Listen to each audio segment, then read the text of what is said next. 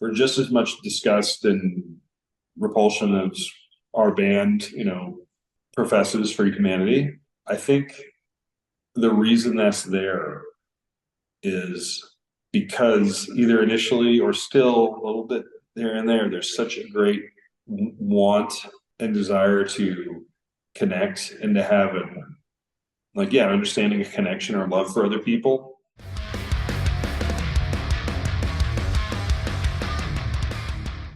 So I have the Cattle Decapitation guitar mastermind himself, Josh Elmore, with me today. How are you, my friend? I'm doing perfectly well, thank you. I'll jump straight in. So you decided to kill off humanity in Death Atlas. Yes. So how did you go from Death Atlas to Terrasite? I think we were kind of painted in a corner because it was this, Death Atlas is sort of like, okay, well, final theme, this is it, and coming out of that record, it was just like, wow, man, what the heck are we gonna do? Travis, you're the concept man, go to it. We'll just, keep writing or, like the music in. And, he kind of had this concept of like, well, if humanity's kind of zeroed out, or at least what we, or know it as, I guess, his sort of statement was like, well, I know it's just this sort of like urban legend wisdom, if there's such a thing. He's like, the whole, cockroaches can survive a nuclear holocaust and, still whatever. I think he kind of ran with that and was like, well, all right. And then kind of had this sort of like, idea of like, okay, well, these, humanity's gone, but like, if you looked at like the artwork inside of the Death Atlas, where each band member's pictured, we had like we were these sort of like Pompeii bodies, or these sort of like almost like volcanic ash, sort of thing. Well, it kind of went from there, and it's like, oh, well, you know what? These roaches that can survive, and then you have these Pompeii bodies. Okay, well, it ended up being this sort of hybrid being, as you see on the cover. Not that in the past there hasn't been these sort of fantastical characters like the monolith humanity that sort of half ape, half human, and then Karma Bloody Karma. There's this sort of like floating, almost like Hindu god sort of figure, and then other stuff. So I mean, this is full on into the like very much like fantastic world kind of thing. I mean, Travis is like, he's like, I don't want to do what a lot of death metal bands do, and start singing about space or like well, here's where you go with that, because that was like the only thing you could do to like go, okay, well, where do we go from the end of the earth? It's like, so this kind of like concept was like saved him and us. It's like, oh, we have a reset. The way to kind of put the death metal horror angle on that is like, well, there's this being that is Terrasite, meaning his explanation is like earth eater. So it's like, well, you have this like this thing that can survive all these calamities, natural or man-made or whatever, and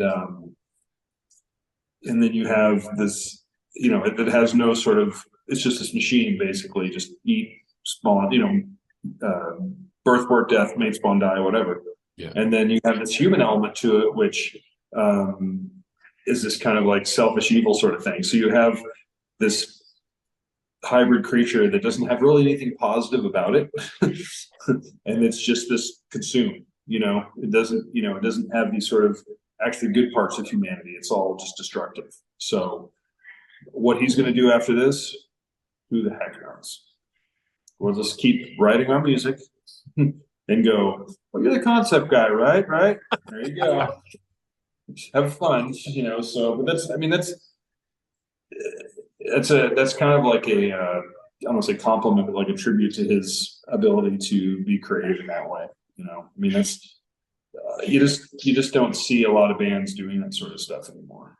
They may have a very generalized large concept of like, Satan, or whatever their stuff is, but then you can always go back to that. This is something that's evolving, and I think it helps too that Wes Benscoter's artwork, we have like a new thing each time. There's a new centerpiece, and he's very much into he's very much into there's a center figure in all these covers, because when you have more than one, or like landscapes, then there's really nothing to focus on. Yeah. So we always kind of have to have a thing,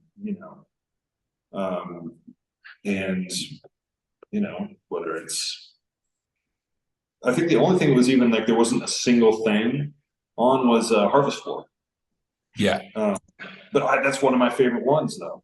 I mean, yeah, the thing, I guess, is the slaughterhouse, but at the same time, there's all these people and there's these multiple guards and everything like that. So there wasn't just like one figure in the center. So I don't know. I don't envy him having to come up with this stuff every time and to continue on with like a story. It's not like, oh, well, here's a completely different take, and he can just, there's no beginning and end. It's like very much a timeline. So it's definitely like, we were talking about with color scheme and everything like that. It's definitely a departure, but I kind of like that. I mean, how many albums in are we? What are you gonna do? It's like you can't another black, red, gray. Which I don't get me wrong. I love that. That's my entire wardrobe. But it's at the same time, it's kind of cool. Like, if you don't like try something different or not, going off in different directions, what's the point?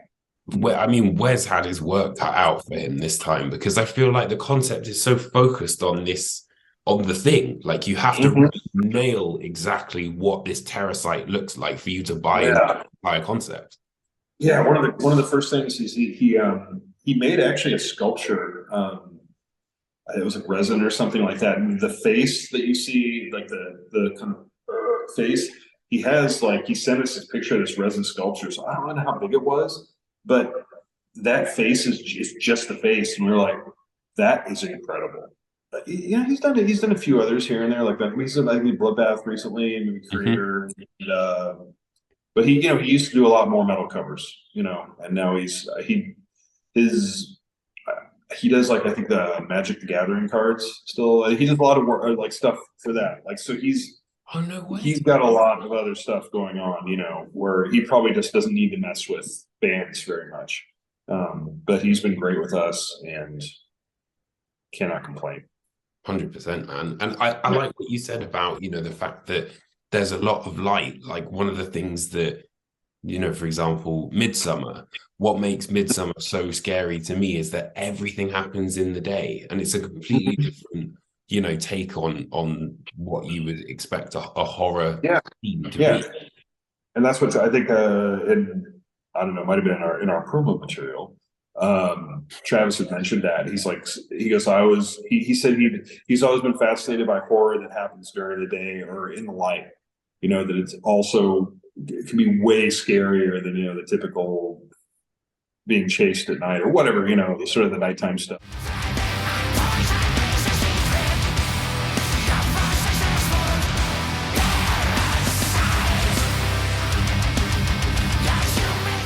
So in terms of the concept, is it kind of like each track denotes a certain sort of part of the story? Is it an overarching kind of theme? How does that work? Sort of. Okay. There's multiple different things that kind of happened in like our personal lives, and the band and stuff. Like song "Terrasitic Adaptation," of course. It's like the cover. Here's the story of the cover, the opening track, and then "We Eat Our Young" isn't really. It almost has like when you're hearing that out, just by itself, you're like, are we talking about like insects? Are we talking about ferrets or mink or something? If they eat their babies, if they get nervous, right? Yeah. Well, that's more of like a, I don't want to speak for Travis, but a kind of youth culture critique. And then "Scourge of the Offspring" is kind of like a sort of anti-natalism, but also kind of a little bit goes with, the sort of concept, like all these things are breeding and just, out of every opening. So it's kind of goes with that. But then as you move to the later part of the album, it becomes a lot more personal. You know, I think COVID times, plus a lot of stuff that was happening either in our life or each individual's band members' lives, and then, you know, his life, Travis's life, really dictated a lot of how those lyrics came out. Like, for one thing, one of the founding members of the band passed away right before we went in the studio to record the album. And, you know, he hadn't been in the band since 2001, but we all kept in contact. You know, we'd see him. We're all great terms, you know, so it was like a friend and just the founder of the band, one of the founders of the band. So that really weighed heavily on the mood of the recording, you know. So there were a few of the songs, the latter part of the record, Travis hadn't written lyrics to before going into the studio. So that really, I think, shaped the approach that we took on writing that stuff. So there was that. And then when we were in the studio, Trevor Strnad died as well. So that was another thing. Like, I remember, like, you know, we were still reeling from Gabe passing. And then a few weeks later, it was like, we were like, you know, reading this, and we're like, you got to be kidding. Yeah. So that definitely tempered everything in the studio, you know. I mean, we weren't, I think it wasn't like, you know, a big song, it wasn't a super somber time, you know, but at the same time, everyone deals with that differently. I don't know if it's like, I don't want to say, you can hear it as the record progresses musically. You can. There's a lot of moodier, but when I say moodier, I mean, it's still like paint being shot up, ripped off the side of a building. It's not like, you know, but there's a lot more, the emotional depth stuff comes in later, which is kind of the way our albums go. I mean, it's not like an unusual thing for us, but due to what happened, coincidences and stuff like that. But I totally agree. Like, from sort of the storm upstairs, a Photic Doom, yes, that kind of Storm Upstairs definitely has reference to those two things. Obviously, Just Another Body, and Solastalgia has a little bit of the blend of those kind of things.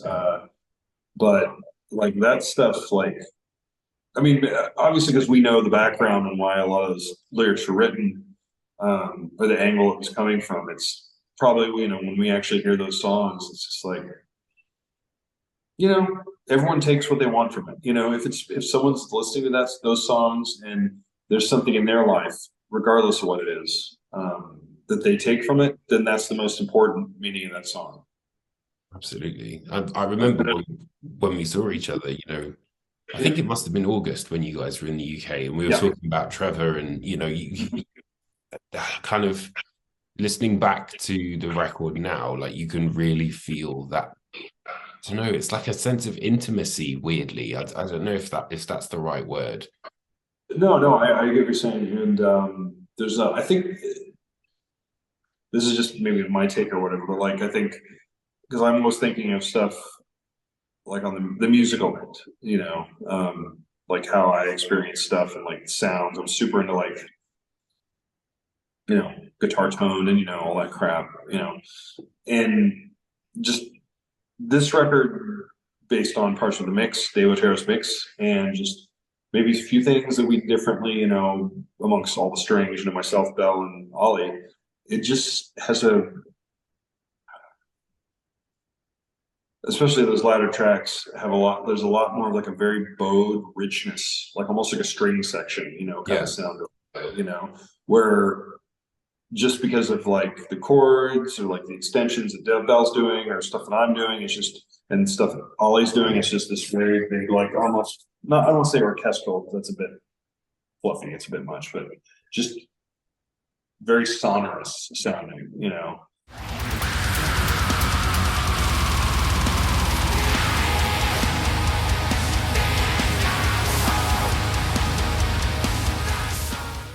It's just kind of the downer that, like, because we always talk about when Death Atlas came out, that was our thing. It's like, oh, this record's a big downer, blah, blah, blah, blah, blah. And yes, I guess thematically, yes, it is. But I mean, that record is ripping for the most part.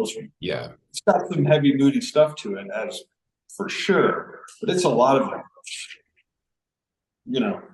and this one, yes, it has fast stuff, of course, but there's a lot more bigger, heavier, expansive parts that really, I can do all my layering, I can do my Ebo stuff, I can do all my, super cavernous stuff, all my layering guitar stuff, and Travis can really go nuts with his vocals, and there's room for Bell to do all his crazy, sort of different chord voicings, and Ollie to really just fill up the low end, and that's all synergy, kind of how it happened. There wasn't like, we were writing these parts in advance of anything kind of happening, I think we finished Just Another Body right before we went to the studio.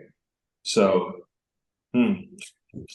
so I don't want to say that was, that wasn't all of it, but it definitely, like, there's a lot of parts that, like the outro and the intro, and just like there's certain big portions of that song that are very like, just suffocating and just big sounding, and that's kind of probably subconsciously a reflection of what we were all, going through. So in terms of, because I wanted to touch on Just Another Body as well, because the lyrics on that are just amazing, and it's kind of is the idea behind it that it is just another body, but it's also like it could be anyone, and that sort of represents the sort of feeling, like the melancholic feeling that is it. Butchering the explanation of this, or what I think. Yeah, I'll have to agree with that. It's kind of depressing in the fact that it's just sort of like, it's like, I think the lyrics in that just very much grapple with, like, this sort of misanthropic way that the band kind of, our outlook, but then still, yes, be that as it may, we're all still human, and we all still, like, have these times of loss in our lives. So it's like, yes, there is this element of, it's just another dead human, or there's 8 billion of us on the planet, but yeah, there's 8 billion of us that have connections with one another, and it's like, it's this kind of dual, uselessness of humans, but also at the same time, like, well, while we are here, we're pretty much these raw nerves, so we're just as much disgust and repulsion as our band, professes for humanity. I think the reason that's there is because either initially or still a little bit there and there's such a great want and desire to connect and to have an understanding, a connection or love for other people, that when it's not fulfilled, or people just are how they are a lot of times, it's just incredible resentment bred out of disappointment, So it comes from a good place, and it's the reaction against not having those connections. Maybe Travis would go, "No, you idiot, that's just me not talking." But that's the way I interpret it. But it's the same thing with songs. It's like, who's to say, like, a person who's just listening to these songs for the first time, this is their takeaway from it? Well, does it, maybe they're having some emotional connection to that thing. Well, is that what was intended when it was written? Maybe not. But how is that wrong? Yeah. So.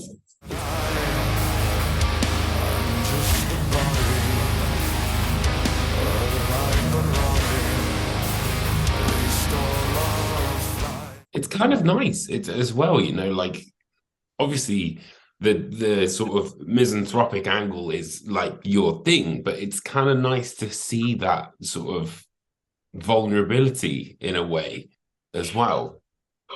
And that's the thing, is like, I think, I think there is an element of, I agree with that. I think there's an element of vulnerability there where that's not often something that's really put out there for this type of music. if there's anything that anyone can say, and I'm just going to go ahead and like put, since Travis is the one that's the concept and lyrics, and put him out there on that. If there's anything anyone can say about the band, it's that we're always like very real with how we put stuff out there. All of us do this because there's something at some point in our lives, either verbally, emotionally, whatever, that you can't express for whatever reason. Doesn't have to be to say anything negative, but usually it is. That's why we do this. And I mean, it's so important to like have that. So I mean, even if there's something you can't express to like, verbally to someone or whatever, it can come out in your music. You hear it all the time. It's like this person may be fairly happy-go-lucky or whatever, but man, their songs are really sad. It's like, yeah, that's what lives inside them, but they have to, one cannot exist without the other. So it's just like, you can sing super happy songs and that's fine. There's nothing wrong with that. If that's what's inside, if that's what you want to have come out and that's what's inside you, then by all means. Of course, the other side of that is you're putting that out, but you're probably throwing whiskey bottles at people when you're not doing that. So it's like, we can put out our, I mean, our music like we do and hopefully be somewhat even tempered ish. It's funny, going into some of the music for a minute. One thing I noticed a lot on this album is that there weren't that many there were atmospheric bits, but they weren't like individual tracks like you had on Death Atlas. Was that kind of like an active thing that you wanted to have, like 10 ripper songs? Like, yeah, I think there was a couple things. I think Death Atlas is like this when they had like those sort of, I don't want to say bumpers because that makes it seem like it's just like an ad or something, but like these atmospheric parts that were separate tracks. In the totality of that record, that's exactly what it needed. I think people can go, oh, skip those. Well, okay, that's fine. But for me, it's just like this, it's like a big story, like the whole record. So that it makes it, or part of it. But with this record, like, and this kind of falls on me as well, is we really wanted to, or I wanted to like, I want to do all this atmospheric stuff guitar wise, and I'm able to do that now because there's two guitar players now. Bell and I are probably doing different things 2/3 to 3/4 of the time. We'll lock up on like the heavier stuff, or if there's really like, articulate single stuff, we'll do that. But, if I'm doing one thing, he's doing a different chord voicing. If I'm doing some sort of super ambient, really airy sounding or like sort of some like, vibey, speed sounding thing, he's doing, just locking in with the kick drums or whatever. We're always counterpointing and stuff. I'm just going to try to do more of that. I mean, I hope I don't turn myself into a keyboard player that just happens to play guitar. Another benefit, I guess you could say, of having two guitar players is I don't have to, like for years and years, I had to cover everything. So it was just like, okay, you got to do all the heavy stuff, all this crap.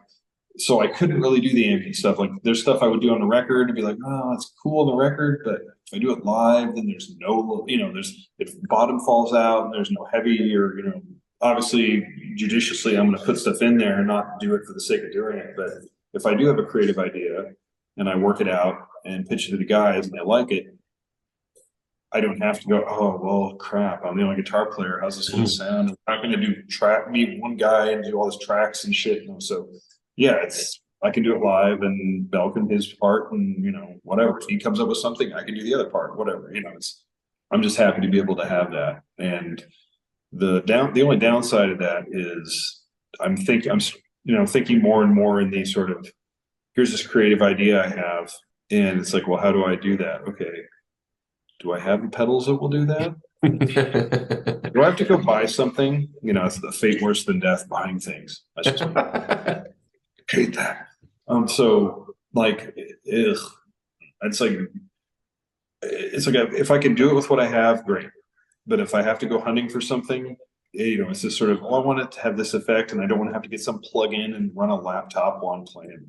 Yeah. No, it's rock and roll. Sorry. Which uses that stuff all the time now. Actually, to great effect usually, but I'm a Luddite.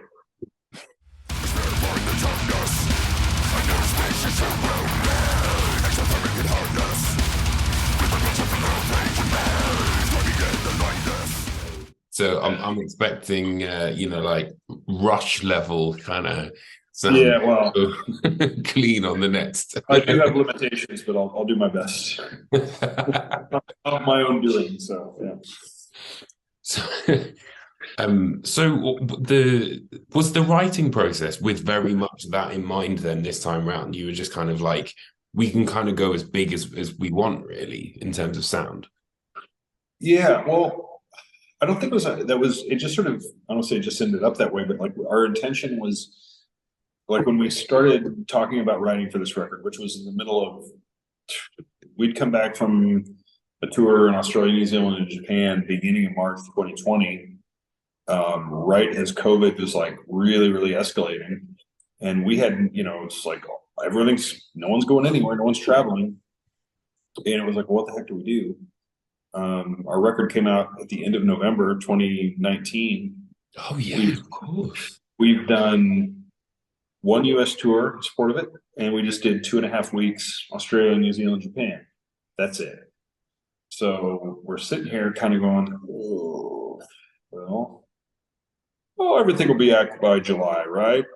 We'll be fine, So around June, when nothing was changing, in fact, it was getting worse, we're like, well, crap. At that time we were talking to management, and it was like old management. And it was this discussion of like, well,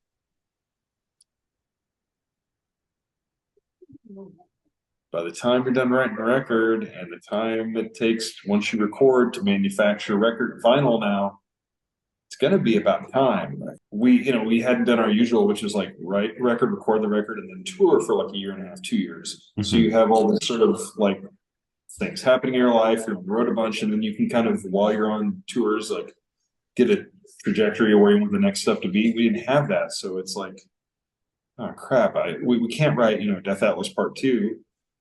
But I didn't feel that at the time there was enough space between ending of writing of that and starting to write again, to where like you're this sort of renewed, like new perspective having purpose, I guess you could say. So that was one of my apprehensions about that. But we talked, I think maybe June, and we're like, I guess we got to start doing this. So we very, very casually started, very casually. And then we just kind of like started getting momentum, and it's like, okay. And all of a sudden we're like, we're in the studio 2022 in May and June, and well, the record's out now in May of 2023. Yeah. So yeah. And I mean, the writing was different this time in the way that like, Dave was in Seattle, Ollie's in Montreal, and I was fall 2020 living in Belgrade because they didn't have COVID restrictions, so I could just go back and forth. So I was like doing the long commute to San Diego like once a month to sit in the studio or not sit, but like us going to the studio to write for 3 or 4 days. But there was a lot of it me sitting on a couch in Belgrade, writing my parts or trying to come up with stuff, and everyone in their own little respective areas. So I think hopefully I will be able to get into the present century sometime and actually have a setup here where I can not just hold. This is pathetic, sadly, but what I was doing for demos for me, like, here's this riff I got. I have it's a now deceased iPad. What I was doing was like, okay, I was playing through my girlfriend's laptop, and she had like a Native Instruments like amp farm or amp sim thing. So I was playing into that, using like these little small computer speakers, and using my phone to record the demo, but using my now dead iPad with the metronome on it, with the volume turned all the way up. Primitive is probably a very generous term for it,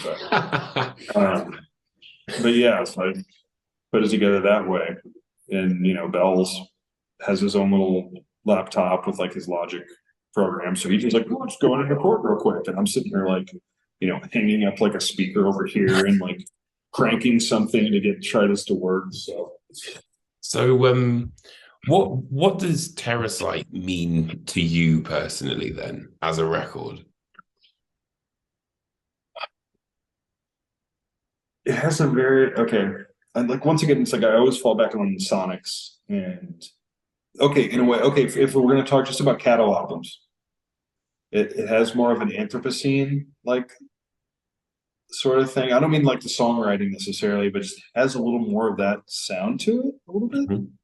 It's slightly warmer than Death Atlas, but almost this is in a, you know, outside of the Cattle world way. Not even to like another extreme metal album. It almost sounds like there's an element of like, and this is probably just me taking this from this record, it sounds like Nevermind. I don't mean the recording quality. I don't mean like the notes, or I mean the tones we chose or anything like that. There is an inexplicable warmth to that record that sounds like it was, and I'm sure it was recorded in LA probably, like, you know, whatever. They got a bunch of money thrown at them, we'll go to LA or whatever. So it was probably just, you know, it was a decent, good LA studio. But like there's a certain warmth to it to where it sounds like it was recorded, like there's a richness to it. It's like a resonance. Here I'm getting in. It's like I'm describing food or something, but it's like there's like a resinous, rosin, woodsy sort of element to it, which I took from Nevermind too. So, yeah, I'm sure that made sense to absolutely no one, but it's like that's the same thing as like when I'm describing guitar tone to people. I'll be like, oh man, his low mids are really chalky. What the hell does that mean? Or like, man, the attack on the guitar is like a Jolly Rancher in your teeth. There's that kind of thing going. And they're like, what the hell are you talking about? And then like a week later, the guy will come back and be like, dude, that's exactly right. I'm like, Josh, I told you. Amazing. Well, thank you so much for taking the time to have a chat, Josh. I really, really appreciate you appearing on the channel, man. Absolutely, anytime.